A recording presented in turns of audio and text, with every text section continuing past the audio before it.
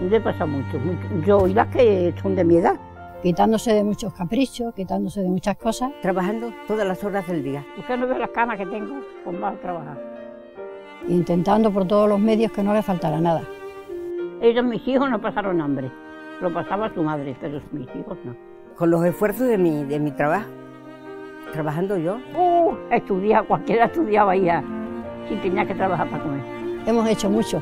Se vive ahora mejor, yo no cambio aquella vida por esta. Antes no, antes estábamos en un oscuramiento total. Estábamos en el campo, pero nadie nos consideraba tanto como ahora. Hay que tener espíritu y ser activa. Me dicen que soy hiperactiva. Y es que yo no me doy cuenta de los años que tengo.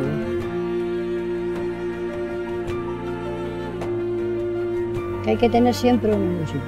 Acostarte con una ilusión y levantarte con otra ilusión. Mi mente sigue en querer hacer esto, hacer lo otro. Y vamos para adelante, y vamos para adelante. Y como dicen en Extremadura, agila para adelante.